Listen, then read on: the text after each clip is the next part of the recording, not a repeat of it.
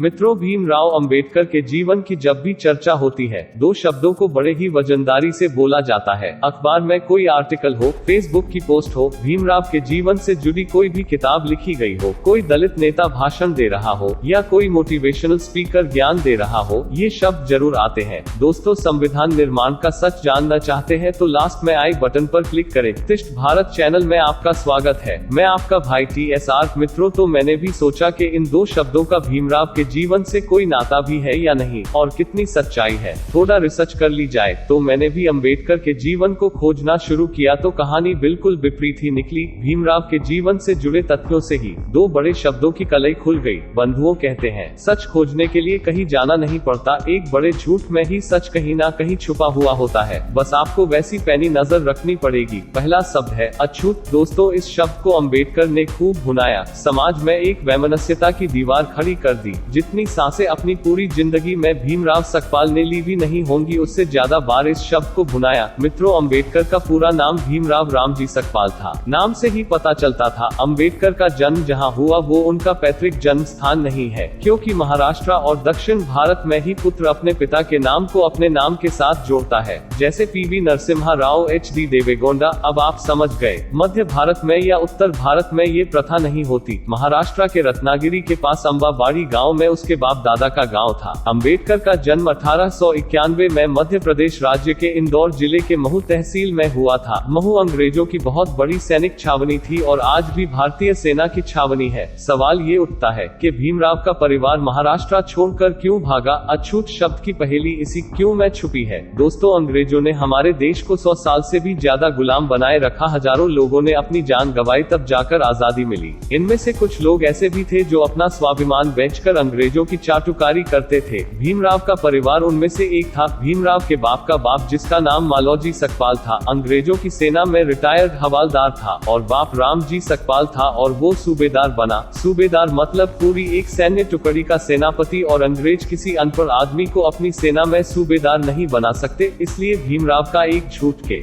आजादी के पहले दलित को पढ़ने नहीं दिया जाता था, ये एक जुमला था भीमराव का। और ऐसे कई जुमले भीमराव ने अपने राजनीतिक जीवन में बोले जो लोगों को सही लगने लगे, जबकि वो सिर्फ एक सफेद झूठ थे। अगर सही थे तो भीमराव कैसे वकील बन गए और गुलाम भारत की सरकार में वायसराय की टीम का मुख्य प्रतिनिधि बने। सोचो मित्रों, भीमराव सकपाल अछूत नहीं था। पूरे महार समाज का गांव के लोगों ने बहिष्कार कर दिया था और इस बहिष्कार के जिम्मेदार खुद महार समाज के लोग थे। और बहिष्कार का कारण था लालच और देश और अपने राजा से गद्दारी। मित्रों, ये आप जानते हैं कि मराठा शासन पूरे भारत में था और कई बाहरी आक्रमणकारियों से युद्ध किए और देश को बचाया, किंतु इन महारों ने सन 1818 में पेशवाओं के साथ गद्दारी करी और अंग्रेजों के साथ युद्ध में उनका साथ दिया। इस कारण पूरे महाराष्ट्र में महारों का बहिष्कार किया था। सन 1818 में भीमा कोरेगांव में महारों ने अंग्रेज सेना का साथ दिया और इसमें भीमराव का दादा मालोजी सकपाल भी शामिल था। महारों के इस कृत्य से गाँव के लोगों ने महारों का हुक्का पानी बंद कर दिया। भीमा कोरेगांव तो आप सबको याद ही होगा। सन 1857 की गदर में लोगों ने चुन चुन के ऐसे लोगों को मारना शुरू किया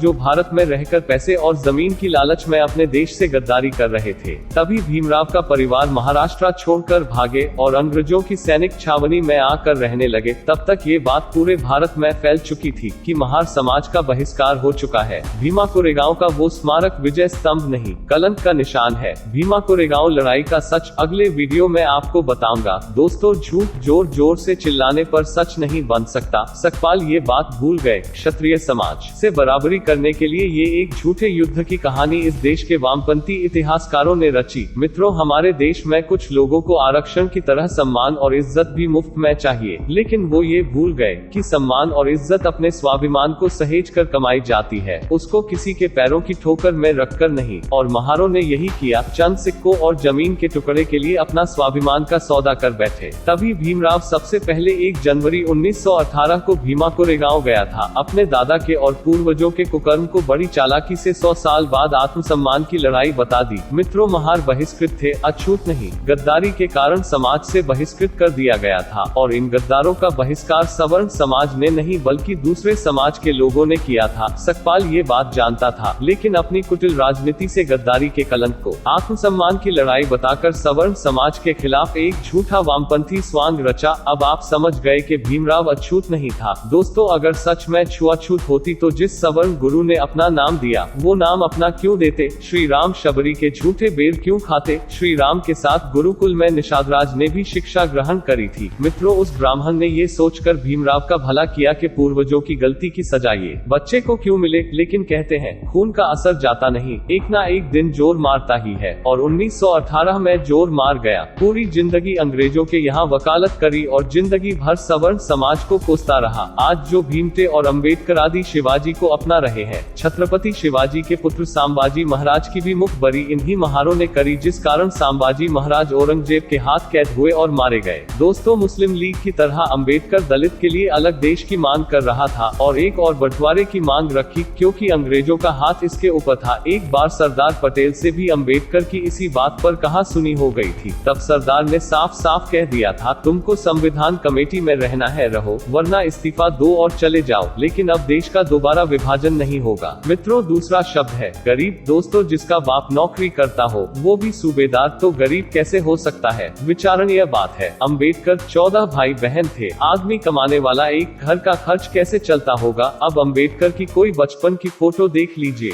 खुद ब खुद समझ जाएंगे। उस समय आम लोगों के पास ढंग से खाने और पहनने के भी पैसे नहीं होते थे। तब रामजी सकपाल अपने बेटे को कोट पेंट सिलवाकर देता था, जिसे पहनाकर फोटो खींची जाती थी। एक 8 साल का बच्चा ब्लेजर पहनकर फोटो शूट कराता हो। अब आप अंदाजा लगा सकते हैं, ये तो झूठ पकड़ने का केवल एक सुराग है। एक झूठ पर आप लोग भी गौर करिएगा। आज के समय जहां एक पुलिस वाले या मंत्री की औलाद किसी से नहीं डरते, तो जिसका बाप अंग्रेजों की सेना में सूबेदार हो, उसके लड़के को कौन क्लास से बाहर निकाल सकता है। कमेंट करके जरूर भेजें। जय हिंद।